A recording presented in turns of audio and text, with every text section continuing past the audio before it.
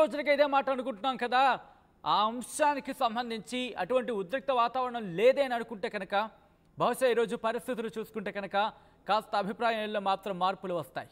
ఎందుకు నేను ఈ మాట అంటున్నానంటే, ఈరోజు ఒక్కసారి మధ్యప్రాచ్యం పశ్చిమాసియాకు సంబంధించి మాట్లాడుకునే ప్రయత్నం చేసినప్పుడు విజువల్స్ మీరు చూస్తున్నారు. ఈరోజు ఉదయం నుంచి కూడా లెబనాన్ ఇజ్రాయెల్ లెబనాన్ మీద దాడులు జరుగుతున్నాయి. మరోపక్క హమాస్ ఇజ్రాయెల్ హమాస్కి సంబంధించి కూడా ఇప్పుడు ఐషు తలెత్తుతోంది.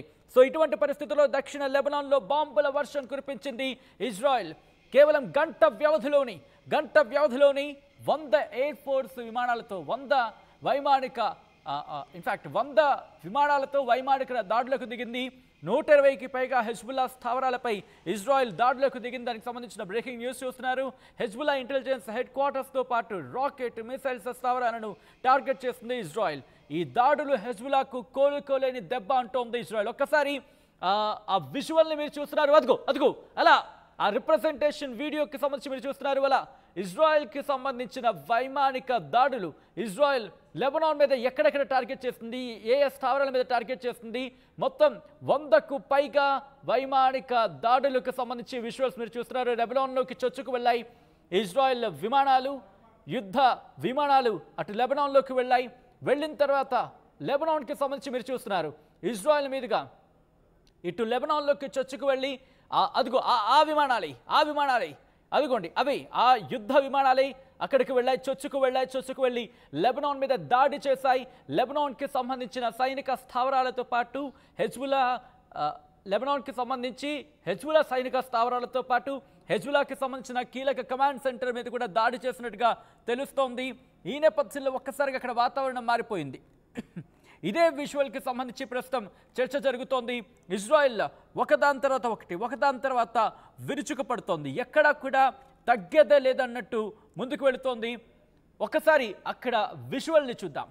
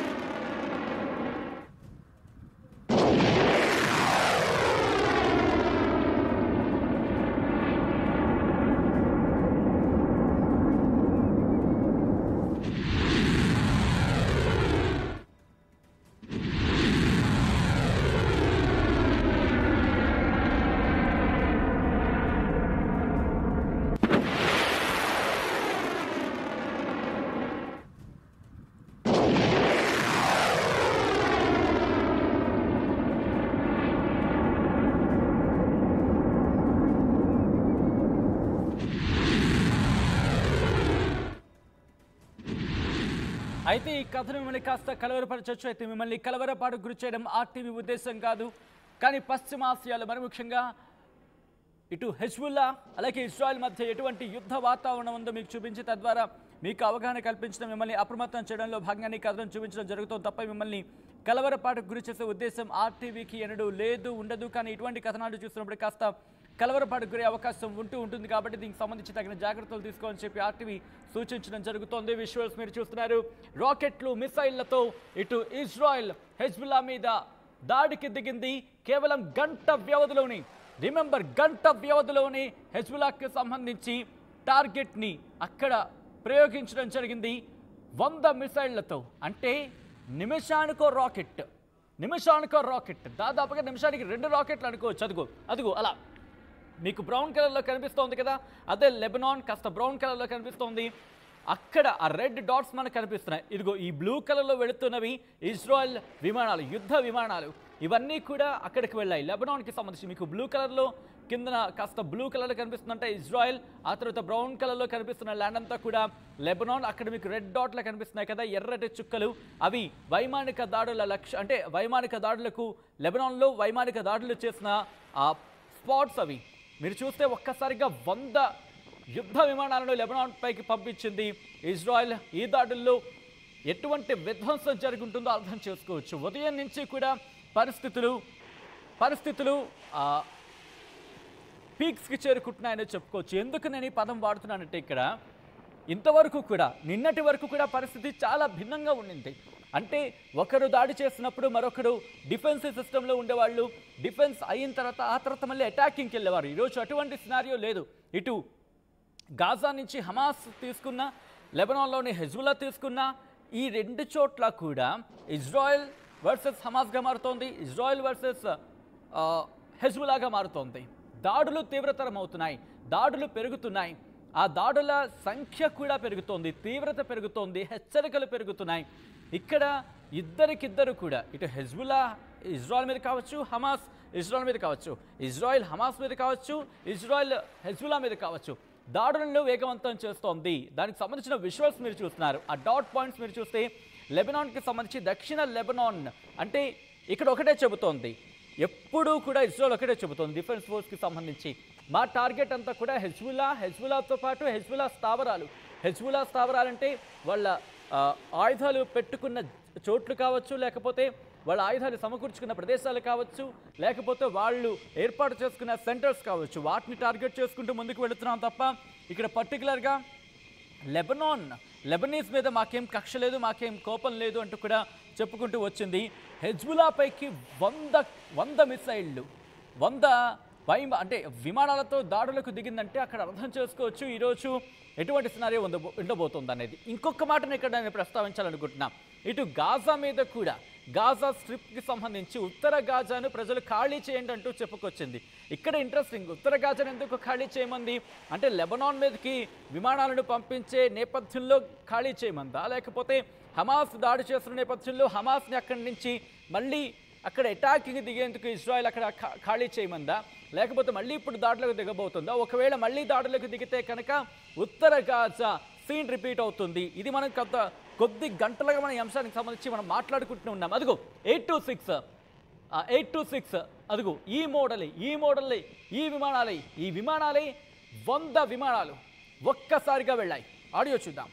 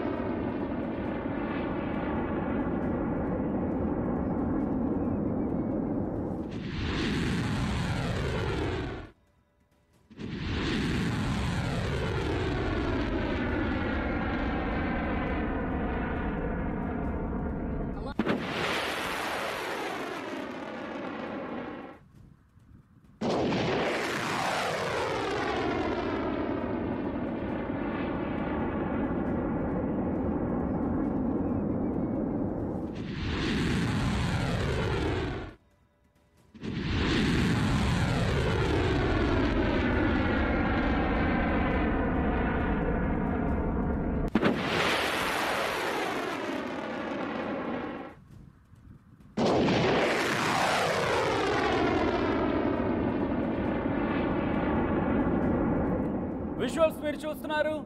ఇటు హెజ్బుల్లా మీదకు దాడిని మరింత తీవ్రతరం చేస్తుంది ఇజ్రాయెల్. ఏం జరగబోతోంది, ఈ రోజు నుంచి ఏం జరగబోతోంది? 365 రోజులు పూర్తయ్యాయి.